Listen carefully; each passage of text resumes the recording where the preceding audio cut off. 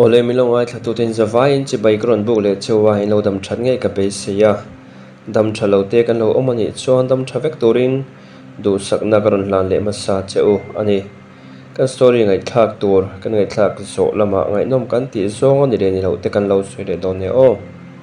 kapaten nu piru ti kan thria chu chhungkaw tu te mai po chu kan lo min kan lim em mai a chan chu kapate hi in pui ngak tu ani a kapile kapute an upa fe in tarve to si a kani te ho in pasala nei zo to in kapate a unaw te maila kapate ho a u te ho la te hian in sang an chang zo vek to si a kapa hian unaw zinga upa ber ani a pate po kan ina lo len chang te hian kanu le kapa po hian nupui te ngai event ve tur hian fiam thu te tak deuh hian an lo ti fo thin ma se ni hi chu le lo tak ang hian langa chu tiang an uk sak le an ngai ven em ang po ina lang lawa ngai zong ani em po kan thelo chu tianga ngai zong ani em po soi tur kan thria lo la yin nupui aru ti chu chhungkaw in kan han the thut mai chu makte po kan ti a kan lom pui bok ma se tianga kan lom em rol chuan lelama chuan chhungkaw ngui deuh na pathian nupui ro chuan min siam ti mai la pathian nupui rok chu zuar Fanu ani tlat mai ma se kanu le kapa te ro chu kapa unaw jing opa ber te lo ni boka an thiat thiam mel khop mai kanu le kapa chuan e khai engmi po ni sela kain chhunga mo turani phot chuan I pathian nupui turani phot chuan kan pompui thlap turani an ti a ma se an unaw dangte abi takin kani te ho mei che ta chuan an lom vak loin phur vak lo ani mel te chuan pathian nupui ruk chu lom turin kei po chu tailama kapi ka phone loka chokran e don ka ti a te chuan kapi te in lam chu tailama chuan na kan thobana kapan veta thanzola kani a zol te te chumin kaudan ani a jinglama kapa te hote le kani te hote po medang chhungkhat chung nai hote ho chu jinglama pathian nupui ruk thar lom tur te en tur te po in an local lom to nge in ka ring ke ro chu jinglama chun kal velem lowa te chuan tlai che idona kapi te in lam chu kapana veng dang mi ani awangin pathian nupui ruk thar chu tiangin kei phei chuan kalo she em lem lo baka keni aya kum u zok u pa zok ten lo ni bok sinen kai hituna hian kum som ni na ka mang ve meka lekha kazir to lova mystery lampang na thokin in sakna lama hian ka thok thina cement mystery ka training chok ve a hatlak chang umma sela le lama chuan sum le pai tho chua tu te po hian kan mamoin atu si a ha tak chung po hian tho zel mai hiangai bok si lekha ka lo zir sun zom pe lo te a chang chun ka in chir vele no thina ma se in chirin sot na ani to si lo choi don nei te akal kani boka to ma in leng pon lo om to lo wa pate le anu pui ruk nu te yi lompui ni a la lompui ni a nu te lompui kapi le kapu te an lo oma ti chon kapi chon boya lo thlen to chon choi zai rel to ang u choi thoi ngu nu te kan chem pui ro khai kapi chun lo ti ngal vata ti chon nu te lompui chu choi te chu kan siam puya kan siam zawa cho kan ei zui ta ngal cho kan ei lai chon kapu chon meng po ni se lompui po ni in chhungkaw in family background hatiang te in lo ni a khatiang awang khan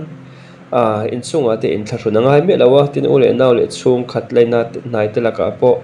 thadam ko veng te laka po in thlarun angai me lawa kani chon engmi po ni la engmi po ni ula kan fa ten no pui pasalta na andu hi chu te hian kan pom thlap vek mai tu ama hian lung sik lawe mo han men khup de mo hi kan nei lem lo cho wang nang poi lo in thlasung mai mai nga ti in kapu cho no telom pui chu in thlasun lavin cho ilai chon soi pui mol mola no telom pui chon nia le lama chon a boi thla ka ni kanu le kapa te po hi an thil ti hi sim tor hian keni una po hian kan thil ve na sa a ma se an lo khoi chang to lu tuka an sim lei thei to lo ani hi a boi thla khop mai alo ti ve boka pate chon le lama chon nu le pa ten tiang hian nia kan theveka zu an khoya ma se in unaw ho hi in fel veka in utra te ho po te hian an pathamin tu ma zu lampang reng in kai noi le in hamboi an om mi lo hi le lama chon makhop mai pate chun lo ti ve a nu te lom pui te hin me che pahnih leh mipa pathum an ni a tiang chuan chote kan han ei khama zanre ei kham lama chuan in leng te pawh han om ve leh trak traka nu te chu che vel leh hoi her engkim mai suk thlek vel chu kalo thli thlai ve a ma se ke chuan a fel mel ka ti khop mai a phei khai zangin a che zung zung maya kan chhungkwa kan chung then khatte ule nau then khatte le a then om khoveng te pawh niang chu ni e min e pui tak tak te pawh an om ngeyang tin soi sep te pawh reilo te ma ni sela ron loi thar ti mai la paten in ro hlim deuh pawh ni ma sela engma pawh om ve ngal hat areng boka ma se ke chun ka hmu dana chuan nu te lom pui chu mi tha tak ani turin ke chuan ka be sei tlat mai ti chuan zan lama in lama pawh chuan kan thu khomwang ve le in mudon zandari le zan ve vela chuan khoi danga ma mun danga kal koi to lovit in lama chuan ka hong ve ta kanu le ka pa te sitting room a tv an lo lamenga an bula chuan thu ve in kanu le ka pa te bula chuan nu te lom pui chu ke chu ka hmu dan chuan a fel mel khop mai a phei khai zang bok si a baka a tong du mel bok si anui var reng mai bok si a then ro lo lut le a kal chuak tur te pawh tu te pawh that takin a be a tong kama fel fai bok si a baka patena soidana khan nu le paten zute zorin khoi ma sela an ni unaw ho ero chuan tu manzu an in lo ringot po hi le ma chuan a tha ka ti khop mai an in discipline dan hi engemaw tak chuan engemaw ti zong tak chuan a tha viau ani hmel ka ti a kanu chuan le lama chuan tuna chuan thil hlim chhonala ni a ani pawh a me je te pawh la thu ve te pawh ni mai theia eng pawh ni se a nia fel tak tu ni tura tha tak ni tura han ngai han be sei potila ini ta hui chu an du vak lo khop mai a ma se ke chu i paten mu tok te mai la mangai taka du taka a nei ani phot chon pom sak mi mai he ke chu tha ka ti ber kanu chu lo ti a ka pa chuan ni che mole pe chau hi chu thu noi neu hi in nei in nga thei khopa tiang kong apo he nang po uber te kan ni box nen kan film khor veu hi ngai ani nakna ti hian ke ni po kan fa ten nu pui pasal chia tha la mo la nei venga ke fa ten an mo le an du an mangai an nei du to hi chu an du veu ti ha chianga eng mi po ni se lo sel sak emo lo ye sak emo lo du lo sak ti vel hi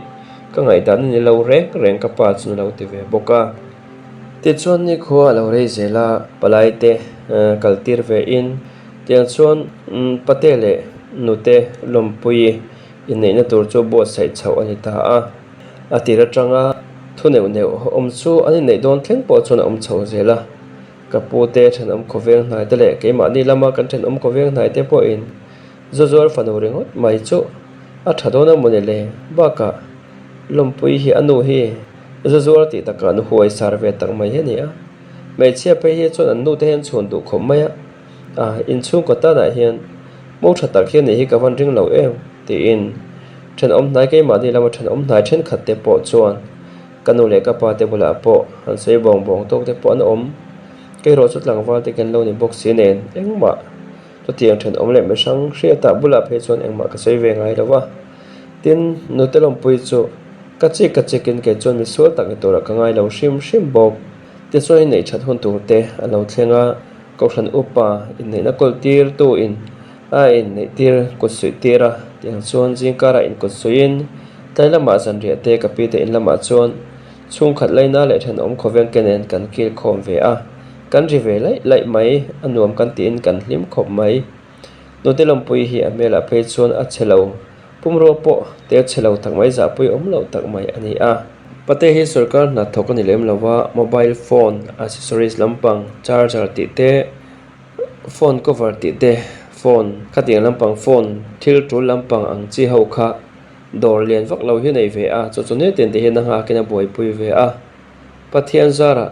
mi noya in lo fa a tho na daily ngai lem lovin ti hian an in chom ve thei atul huna hi chon una hote in pui liam te thina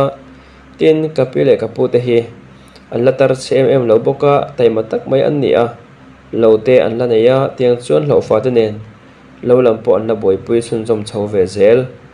tin kapa te unaw hi tiang ko chuan fel na ve na chu ule naw te in pay zone lo lama po na trul zual ten omni chuan in pui in lama po trul zual pui ngai omni chuan dam mo hitlana po in pui dial thina mi pa pathum le me che pathum kapa te hi unaw paruk an ni a tiang chuan pate le nu te lom pui te po chu in nei chove selin in pui na hi chu kapite na hian biak in kong te lo ni box inen in khom do na kalpa te hian han lu zok chang te ka nei in khom ba na po kan lut zen boka thingpui kan ina lum sa lo om lo po in kai ma din kan lum rok rok changa tama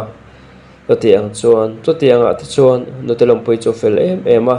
in chunga kai ma bi phei ka chuan kai to hi chuan thingpui in ro o lum sa om lo pon kan lum don ne ti in min lo be zung thina tiang tho chuan mi dang po he don son ve karing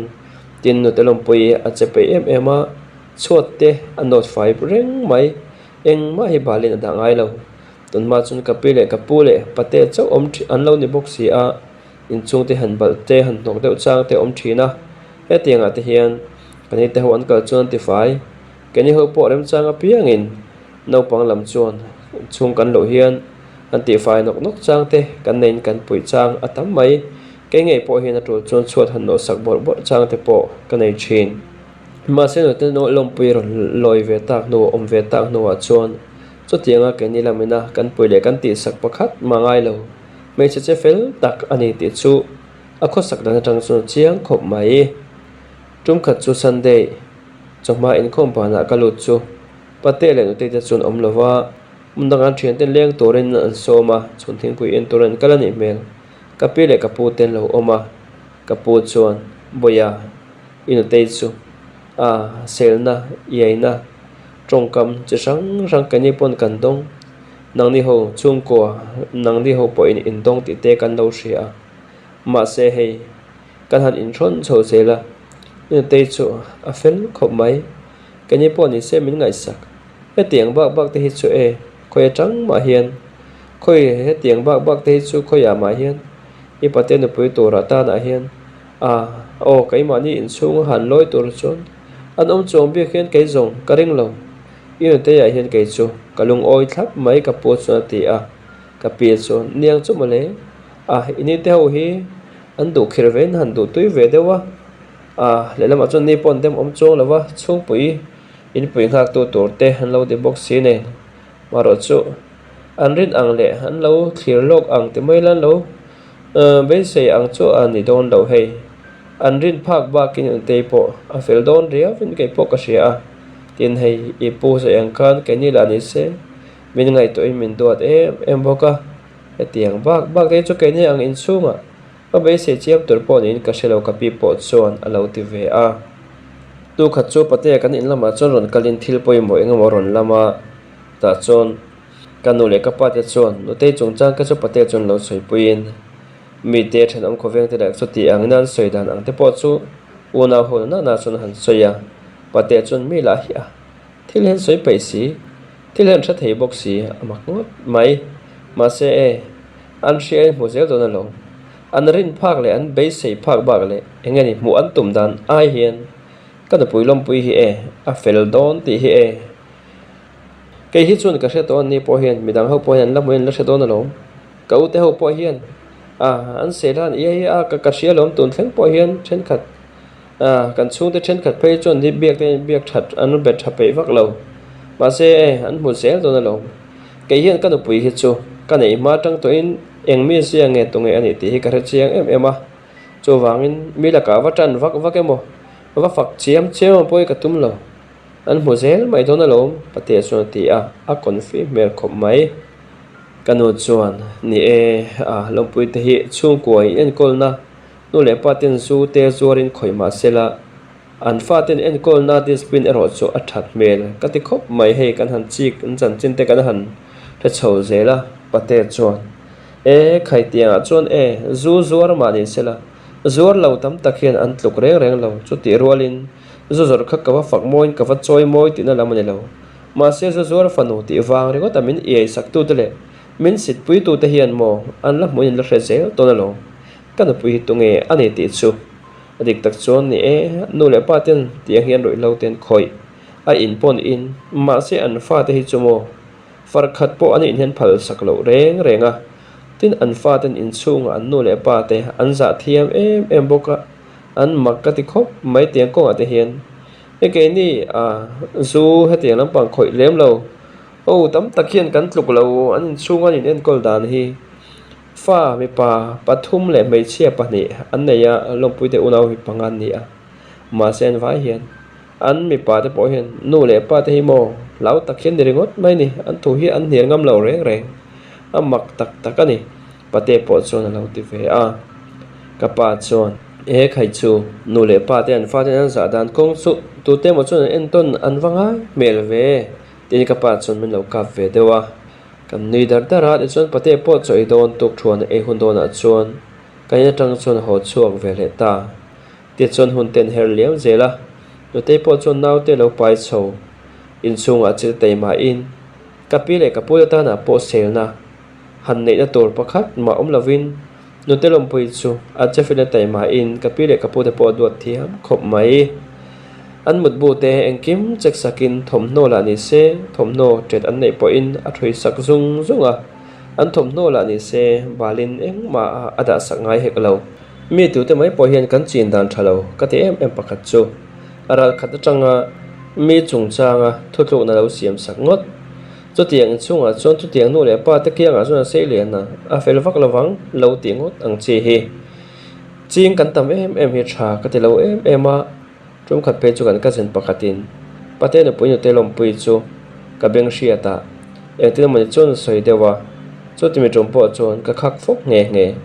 mei chho hi in ril hui dik lo in mei chet pe ni ka tiang song ka ti tur ni lo voi khat ma ka tiang kan soi to reng su a che zong in te hi to man in soi tur ni lo kan thup moi tlat tur lama kan tang tak tur ni tuna chon kan chung ko aron tel ve to ba ka mei che hi in boi thla Chhungkaw mi in chunga te hian in valoi nang ni pololoi ve vek turin ni Chhungkaw hi in velo chu in ti dar chakania hi reng ro Chhungkaw huikhawma ti dar thei nang mani hi in ni ti hi in thria reng tur cho wangin nu tei po tiang zo ang khan engani atek ang zo te khan tu man in ti tur ani lo a fel lo na chon a beng hria ta abula mai chana soi mai tur mi fam kim mi thafam kim ani bik lo ka hria reng tur ani cho wang mi bula mi sang bula pe chon chan chin in soi le in rel sep te chen mi lo tur ka tiang ka hria ni vai le ni vai chon ka tu don mi lo ni ti in ka khak deu fok nge ti chon nau te pai sowa arai puar po chon a che pe em thowa rai puar in tha zo lo that chia zoi tiang hi ama hian mo tor om lo ti chon nau te han hringa mai chia do om tak mai ma sabera ta na an han nei boka kan van lom tlang te kher tin zuara e zong an ni ram na thong ai lo nei ngai lo te an ti ma se te lom pui chu tianga da chon rai polen tak ma ka chon lawa po ni se lom lo fa roi tu bera tang chowa kapi le kapu te po kanu ka pa local ve su ina lo om ro en kim ke man karel felang tuna chuin ai o turin in the chang do turin Fanu min nei to lom in kima tuna chon oi zo vek cheu hi ke chon ka du ani ti in kapi le kapu te po lo lama an kalte an fe te phal lovin lo fa te po ma chon roin en kim mai are fel sunga pate hi mi tong tam lo mi tong mo ni ma se no te lom pui ve thoro chu mi tong zung mi dui do fe fiam thu du ani tiang chon hun te lo her liam chho zela chu le chen mawa fa te nei ta khia la phei chon kani te ho pon an lo ngai dan le an lo ri ruat ang chu no te lom pui mi zia chon engma motor om lo zia chu an ni ngai po chon that chho selin than om khovel le kan chung khat leina la ve deu lo ye ru tu zuar Fanu ani awanga aralat khata tanga lo tong pong silve sakya ringot tu te po in no te lom pui chu a fel zia chu ha hi pin an soi chho tan to ni fakla ka ni mi oni in chung en kol dana te kapi le kapu te en kol dana te tin ka lai ka mo thin lai ang po hian pate po ni se apasali aza thiam ema miten an soi dan ang khat chon lo ni don ta ang se no te lom pui chu mani pasal te po za vak lo tur ang chi thoveng ve bok si tong chak bok si pasal te po thu noi tum tla tur ang chi tiang te khanon soi china ma se no te lom pui chu tiang chu ani hau lo mai chu mai pe lama puan thui lo la thiam le zel bok si a tin mak deuh mai in zuar in chunga se lian zuar Fanu mani se sa khona lama ngai poi mo ema in khom angai poi mo ema Sunday school kai kim lo man po ani nei kum le atang chon to te chon ala ta khau mai kan chung ko hian midang ho atira ma lo sit tu te mai la lo sel tu lo ei tu te po in tiang kong a pe chon an van tluk lo tak em ti chon ni kho lo rei zela to te chon fa pai la in apan hi na chon mi pa an nei ve ta a in puina na chu note om tak no a pe chon ka kal jing le zolin ka tal tam em mai a fa te en kol dana po selna tur pakhat ma ka shelo tum khat pe chu note chu ifel ve mai I che pe bok si a nang ma hin pui ka tu ni nang ma tai ma che pe hi gai po tiang he zon ve tur ani ka ti chuak hian mai in chunga hian a khosa vel a om vel reng thu thlenga thu te du da taka thu te ti deuh nei noya om te ka sengai lova ani deuh up zelin chet na tur ti tur hi mo thein a tha thei ema ti tur hi engtik lai mai po hen angai toin azong ru reng emoti mai turani so tiang khopa mai cha thei ma chu ani a he tiang hi engting nge then om khovel te le kan chung chen khat khan atira khan ei thu te min ei pui thu patia ta na an ei thu te kha engting nge an lo soi thei jok le o he tiang ema mai che fel ta chu kan cha na midang chung ko midang ina te lo loi te yang ti lo om zo kan hi le ti te chu ke ro chon ka ngai to zui ta fo zok mai tin ka paten opui kan u te hi ka fak na pakhat bok chu pathian ram thil pe khia ngai poi mo ema ti hian in lama arte avula e ti ngaran te lo vula ama in suma dek chuak ve ni ngat phei chon soma pakhat hi pe ngei china chung ko te dar to le ama aron loi nuwa chuan in poilama po chung te ole ule nau theo po tlang ne lo so turanga te tam tak khan soi ngai ma se chu tiang ozo ne lovin an ron om nuwa hian in poilama hian kan vai mai hian tu te lam po hi kan tlang ne lom em ani berin ka sia tu te po hi nui sang hian lim tak hian adong song thiam ema cho e ro u thing pui in ro u ta tinge in varon kal khat ve tu lai chumin to thadu lo reu mai ti hian tha tak hian tu te mai po hi thale om ang hian kan chung te hrim hi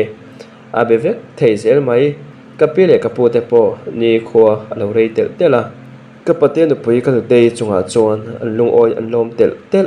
ni khat chu chhun pachan lain kapite na chon kavalu chu an lo re deuh thap mai tuma motoron om lawa maro chu pate terum lama chon thomri oma ka theta wang chon kan kal hnai chu pate terum chunga chon tu te chu lo tong trai lo ni a amak ka ti khop mai ma se chu tu te in a tong trai na a chamero chon min bar khai ang ren khop mai tu te chon lalpa he in sunga hian kaloi lu tir atang khan selna iaina ti sang hriat tur kha tam em thina heng min sel tu te min ei tu te enga ma min ngai lo tu thleng te po hian mangai turin min puila ne thei turin min tran puyang che tia inena karon dil na khalalpa voine achuna takin min motir selawangin kalom khom mai engpon se he chung ko tender tu le ti dar tu ni hi kai chon ka lau ber ani a lalpa chung ko sui khom tu chung ko huikhawmtu chung ko a hlim na le man som na thlen tu ni zel the tu re min puyang che ti in te chu atong traya makna ti in ka khongai ro box si khatianga sel na le engemo thu thangwa te kha a shelo tu ra ka lo nga ya ma se alo she ve tho alo ni ma se tu na chon kum tama alo ve ta te po chu ena chang thavia win ka sia fa pathum lai mai nei ta nu a phei chon kapile kapu te point in chunga son da dal thiam ema da dal thiam me ti lo chon no te ro chu tiangin mani wa in tilala in ti thua midang te ngai thelo zong le in ti to von vak ang chi khan om chuang lo en ngai tlom ema kong engkima kani te kapa te hote ron an ngai huna chon ron she mi lo tin kan te no te lom pui fer ka ti de na pakhat chu an mani in lama hian akal ngai lo ema kapi le kapu po hian an in lama hian akal khat zia hi an soi thin rum khat pe su an ina ka lain kapi chuan nangmal inu te lampang hi inu te in hi inga tinge I tlo ngai lo lu tu ka tiang tur ani lo tlo ve zo zo tur ati hiala ma se te chuan a kanu phone kan be vek the towa video call nen na kanin po vek the lo tuna chuan hei hi ka in to a ne chu cái này tổ này nè cái chung tên này tổ lâu hay làm cái chung của này tổ cho vangin kal kal hi anuam cái tilo cái thắc cái chak là về ti về mày tiền cọp chun cái pi lệ cái pu te jok poina ama nu lệ pa te chung te tlong ai lo lutuk nuam tilo lệ in classroom khopin an mani in lama then kal ngai lawa chu ti ang mi zia chu te lom pui chu ani chho ta dai mai te po chu cái po chun makati atira tang khan kamerin zong tak ani to sa tho na chungin hunte lo her liam zela a fel siale miril ro tluang tlam miril ro ngat cher chor miril ro puitling tak ani zia chu amadun phung le nun dan kho sak zia chuan a fin fia chho se lin ka shia amak ka ti khop mai tin an fa ten lo thang lian chho zela Sunday school kal theirwal te an han ni in khom kong engkim akai shoi pe ema in lama poni se bible te a chiar saka thian koma hun korala an len mai mai ai chon bible te hi chiar sakla ba pathian tu te ngai thladam se thati in at hian bible te hi afa te hi zuk chiar sak ngat zela mole a fel ka van de tak em he tiang kher kher hi chu kanu po hian kan una min en kol na hen atel ve pok a shelo chung in khom te kan manga bible an chiar te ni ngot lo chuan ma se kan te lom pui zuar Fanu ve thung ro chuan a fa te en kol dan chu dang lam tak dang dai tak tha em bok si fa te chiale tha an lo hre chawa bible thu pathian thu che sak ngat pe nu te hi an wangu viau ang le he tiang zela fa te en kol chho ne chuan fa sual tak chu kan te hi nei lo to pang te chu ke point ka ngai dan mi ani ti chuan sikul kal theirwal u beralo ni lekha sikulan kal tira lekha asir puya boy pui pe ema chu tiang chun fa te pathuman ne ya boy pui ngai fek mani se kapate ya a boy pui thul chong lawa kapile kapu ngai sak le boy pui a thul chong bok hek lo in chunga a cherenga eng mai in chunga hian nok le bal mo tur heng tiklai mai hin om ngai lo tiang em me che ko sak tha hi zuar in chunga serian de zuar te fa ni si chu ke po hian makati hial thin aron mo tira ron loi tira borok chileng vel te kalo riat ve ka wangin tun hu zela kan telom pui om dan he chuan ke po min tilom ema kani te po tuna chuan ril ro ane sak zo to bedang then am khoveng hote ama lo ia min lo sit pui tu te zong ril ro po tuna chuan ane zo ta vin ka ria Chinguna hian nena chong tur hian kan nun zo ki arin angaya thu soi ring em to tha tam tak soi thin ai chuan nuna ni chho pui thin te hian nena an chang fo thin pathian thu te a soi ve lo ngai lo ma se anuna hian pathian thu hi anun pui top mai ne hian te hi chu ke chuan ka mu tin zuar Fanu lo ni sim na wang po hian ama mi zia sim la hi tong du ve fiam thu du ve te lavin engama sa chuan in thlarun ruk reu te po hi anein konfi vak lo chang te po hi anei chin ni hian ka ria ma se tianga chun kapi le kapu te po an fel ve tho ka ti an support tha ema in thlarung lo tur hian an thil cham chi reng bok tin pate hian pui chu a support tha boka tianga chun ka pate mani se kani tan po hian en ton tlak viawin ka ria ka pate unaw shim hi na pui te support ko nga chuan an fel ka ti kapa po hian kanui support tha kapa po hi in chunga po hian erong bol cho asiam in suk thlangin kan no pan lai de pe chon ative vek zela to no azon keni unaw kan lo puitling to kan ol the ta ka wa hian a che ta vak lo ti ta vak lawa ma se to no thlang hian erong bol ti te hi chu ala ti fau tho mai chung kwa hian nu le pa te alu berten poimo ema an in lung rola an in support tha thiangai ema fate thunun fate kong dik zo tira fate kai roi thatur ngat phei chuan nu le pa in lung rual lo tak chung ko chuan fate kara boina eng mote thina chowang chuan kanu le ka pa te po hi tiang konga chuan an faklak an fak om ve in ka hria te chuan ute te fa upaber mai chia sikul han kal ve ta chu exam hun lo thlenga makte mai in kan ti don nge anu in thane mangai puile azir pui pe wang zok ni angle an exam na chuan pumpuya pakhat na result aron nei ta hlau mai chungka chuan kan chhungkaw kan zawai mai chuan min surprise in min bar khai kher mai abi takin kanite lam phei chuan mak anti a kan unaw po ni ila kanite fa te le kan ka zen kol unaw ho shim shima hian tu ma hi exam na pakhat na result a pakhat na la thei tu ma kan la om ngai lo ma se tu tiang chu ni a patele nu te te fa at upaber ve thung rozi chu an exam ma sakbera pakhat na haron ni talu mai si a hete hian nu te fel sia le apuitin zia te a taimak zia te bel china dol zia te hi ati chiang via vin ka hria a dik tak chuan zep lawa chuan a tira kha chuan keipo zuar fanu an han ti chia mai kha chuan ka benga thlep ve devin ka ngai to na a down ve dewa ma se ina kan kalami zia chevel kan hmu khan khatia ka ngai dan lo nei te kha a so son chiang khop maya ti chuan tun thleng hian ma hian rin na ka ngat na sem ema ama karing tok ama rin na ka ngat na zong kha ti hian nu te lom pui po hian a takna lan chhuate ra sel nei hian ka hria ka van chuang tak em tu te mai po an ni chu naw jing an hau beran ni a ka pa te po ni se kani te po ni se ka pi le ka pu te po ni se an in nei anniversary lo thlen rengin tu te hi chuan angai poimo ema present tu te po mai hi apenge nge thin chhungkaw in lai chin na da poimo a ngai poimo thiam em tu hi zuar fanu ma ni se zuar in chunga se lian ma ni sela heti ang nung chang tha le bel chian dol em mai hi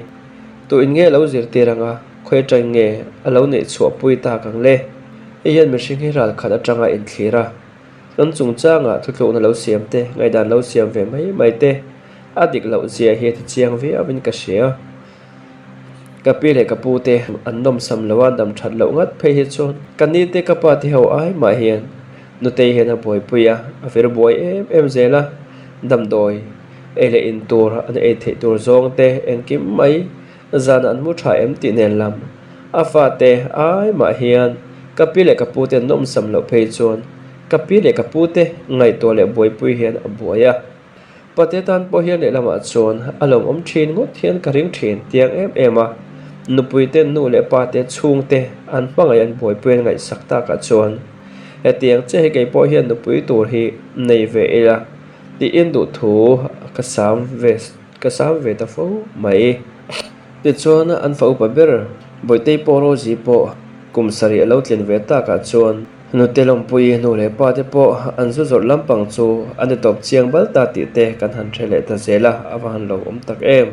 ye chon pate te in nei atanga kum sari kumria zet mai alo ve tak nu a chon ke po nu pui nei torin kan bo sai chove ka bel nu kum ni lai mai ka lo in zui pui to ka lo ngai zon ve to chu nei torin kan in bo sai chove a chungkaw kan phurin kan hlim tlang abik takin nu te lom pui chu chhungkaw ho zinga chon min lom pui min phur pui per tu zinga anar kai tu bera chon atel le tlat mai in pui ngak ni te hi van thiam tak em in pui ngak tu an ni a zol do thei angaya chung kan rol ve ang reng bok si a ina te hian ke ni ka zen kol ho hi in pui na chu kan lu chok chen loma ma se to tianga te chon nu te hi han phun le mel him lo emo monu om lo emo ngai na lo mel han pot hi ma anei sei tur hi ke ma lo po unaw dang theu po hian tu man an chelo kan fak em vek ani hetiang me che fel le me che puitling em miril ru ngat em mai kan chhungkaw a aron mawa aron tel ve hi kan phulawa lom om ke po hian ka thei khop mai ti chon ke ni ero chu biak in honga in nei turin kan in buat saya a hau tak deuh na in ma se ti ngai tha in ka rasi a ti chon ke po in tlo takin no puite kan nei chove ta un le ni ten her liam chho zela nu te le pate te po an fa te po lo lei kang chho zelin azin na lama an fa te pathum chu an chak em mai a u ber phei chu pakhat na ani chhota chara a chang che mi pa hi tlemin a thiam theilo vele dewa ante ber mi pa vele thung po thiam mai ani po pakhat na ni le ta zat mai an thluak a tha in an fa thrim hrim hi an fing an ngai to na chaka nu tei hi mi ngai to na chak mi thluak thatak mai alo ni ti te po chiang ve wen ka sia chu ti ni su se pate chu mi thluak muang mi tong muang ani ti la hi chiang reng mai bok sia ti chuan kani po fa te kan han nei chhove a chhungkaw kani ka zen kolin nupui fanau nupui pasal te kan han nei chhove le ta chu chhungkaw kan rol a pathian mal somna kan dongin kapi le kapu te po tu chuan ni na an han bo ve ta pathian mal somna dongin an ni po an la hresel tha a kapi le kapu te hi kum som sari ve ani a an kum anin rol che le ngal kum som saria chuna chuan ni na an bo ve ta a an ni po an lom nan lim khop mai chhungkaw hi om du adu in kol du mai la in ngai sak ton na thatak a om lova chhungkaw in zom na in ngai nat na tak a om chon lo hi chuan mi chhungkaw nei manglo chung nei manglo te len hian dang lam na engma a om lo chung chu nu te hi chuna tha chiang a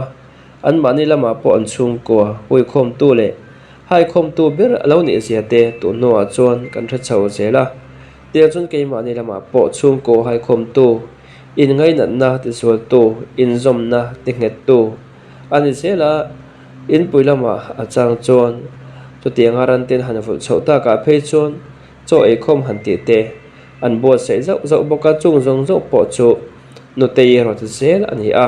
fel hi ka van ti tak sarkar na thok ni in officer lian tak te ni pe seng chuan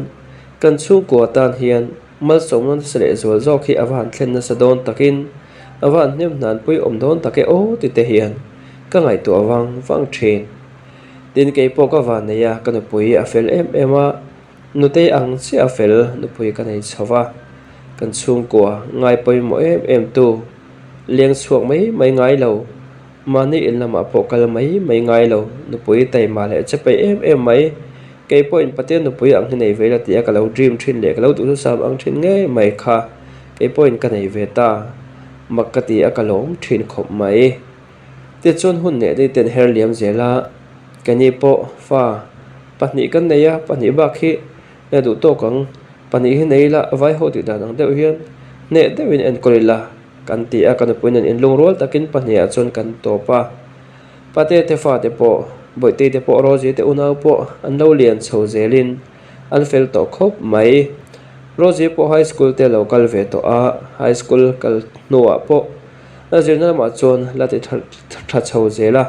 masi high school lama chon veng sang ke na in kal po te lo ni ta ka wangin tluklo pakhat hian ei thi chumi awang rengot po chon chang chun aril roina thei a mase ma thekan han exam mel chuan mizoram pumpuya an school atangin top 10 a lang om chun anita kan van lom tak e chuan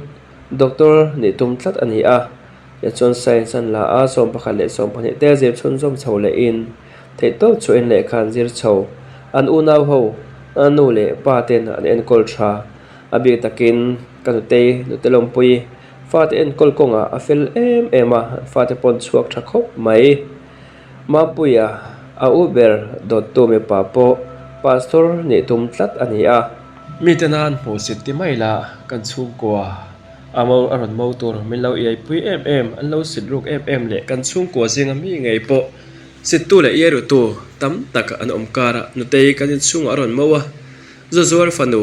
ti khani ma se ti ni a hriat ni ma se ani fa vele chunga chuan doctor kan nei nge donarin oma chumai ni lawin pastor po kan nei nge don ani mel ni chuan po som pani roji pon an zowa entrance an pe a atling chiang khop mai kan chhungkaw medical lampanga thok hetiang experience hetiang lam thiam tu ma kan ombok si lo nen chu tianga roji doctor ani tur chu kan lom mai pedang kan ka sin kol hoda chu lekha hanjir sa ve de te ba te chu han om ve ma sela doctor lampang laina chon tu man kal lem lawa doctor te engineer te ni tur hi chon tlema lekha thiam fal de thluak chak fal de ni te angai ve bokshim shimani kan te ber po sipaya atling ve lo maya kan va han lom tak em chhungkaw hian pathian trin ane na chhungkaw nu le paten an enkol chuan ma somna donna nar hi alo tam em ani ti te hi ke pon ka chho sela ke po sarkar na ka thok lo thil dang engma in ngana tlak em ka nei lo tiang chun mistri na ka thoka ma se pathian zara hlok em ve tho pathian zara miten min du saka na tho tur ka mu thei em a ka thian te mistri puite na tho tur thelawan omlai po in kai chu mi in min buk lok reng mai achang chun ha deuh chang te om ma sela lok ve tho bok si nen ma se kan pui hi fel em a na han thok ain han chaw thin mai la do takin in lama min lo en kolin min mangai thiam em te hian limna lung oina ha damna min pele zong song thin rozi nu te patete fanu fel em a doctor kani anga doctor ka zir zo huna chon hetianga na ha thak deuh i tho po hi ngai to lawang te hian mi he thamon ve thina u naw ma ni ila kan tan chun kan fa rual deuh tho an ni a ma se han u kan miau si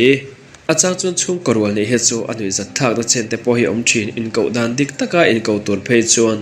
in hlat tak te hi u han en ti te u naw angin ente ngai chang te om thina a boi thak ang reng thin khop mai to tiang chon kan ka zen kol ho ten nupui pasal te kan han nei chho tak nu a phei chuan chhungkaw chen ni than ni a han mu khom tak phei chuan kan rol em a